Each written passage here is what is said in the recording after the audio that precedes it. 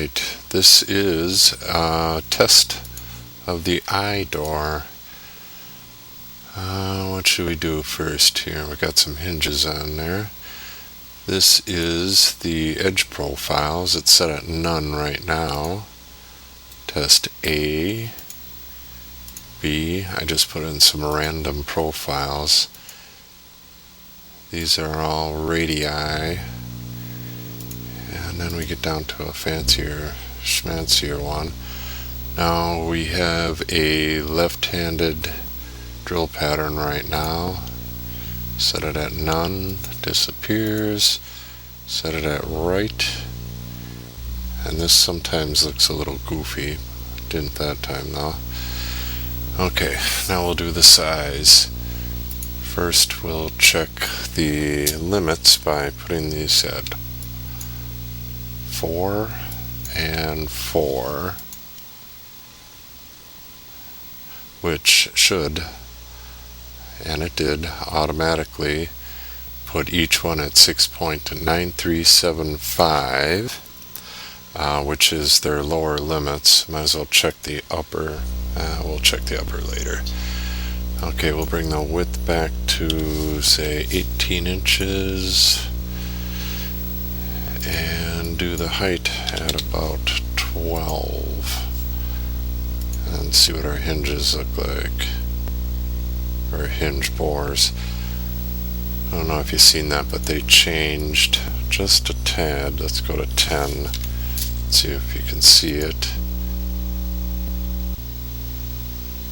Yeah, the offset between the edge and the center of the cup bore is 2 1/4 inches below roughly 11, and then it increases to 3 1/2 for all other sizes.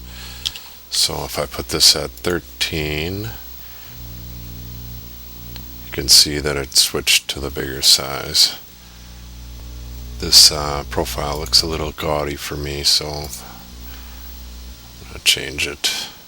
That's a little gaudy too, but we'll just change it again. Alright, now the next rule comes in. I'm not sure where it is. None of these are my settings. I just grabbed them from a door manufacturer online, and that would be good if you have a designer who doesn't know what the limits are. It's kind of nice to have everything built in, so you don't have to think about it. They can't be set incorrectly. Okay, 24 still gives us 2 hinges at that same spacing. 48, I think, is right around where it jumps to 3 hinges. And if I go to 120, which is way too big for a cabinet door, the maximum height kicks in and changes it down to 96. They don't sell doors over 96. And that brings up the 4-hole pattern. So you pretty much can't set it wrong. 66, I think, would probably give us 3. Yep. And then as far as width goes, they didn't have a max width. So I put it at, well, actually I put it at 48, so if I go to 50, it stops at 48, which is too big.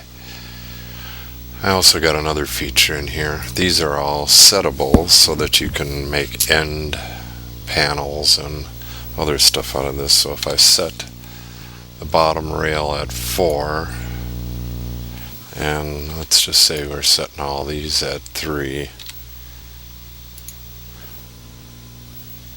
Bottom rail's at 4, the stiles are both at 3, and the top rail is at 3. Now, because of the size of these, if I reduce the size down to its minimum, it would actually be too small because I don't have enough field left over because of the width of the rails and the stiles. So if I go to 4 and 4,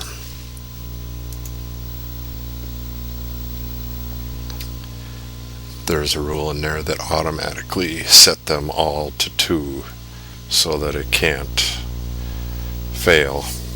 You would never have them size panels or size rails and stiles on a little thing like this. And hopefully you would never make a little door like this, but I've done it already.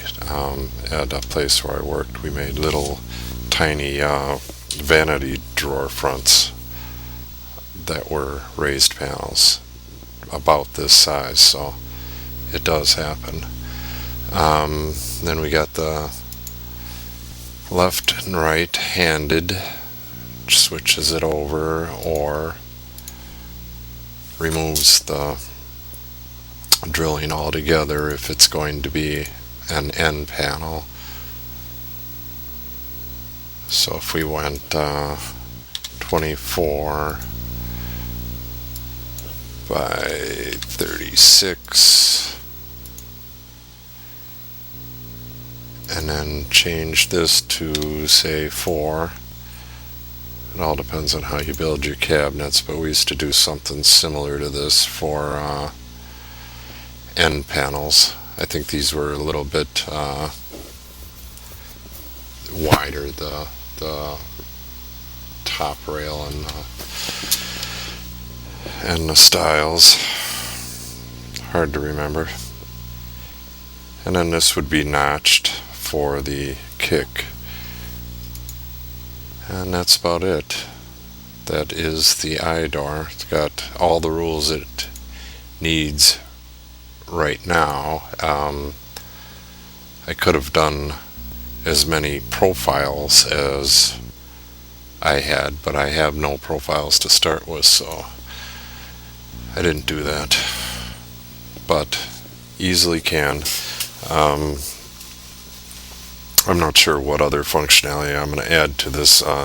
Some of the functionality that it's going to have will be driven by the cabinet itself. This will be a part of a cabinet, or a pair of them will be part of a cabinet, and it will get its instructions directly from the cabinet.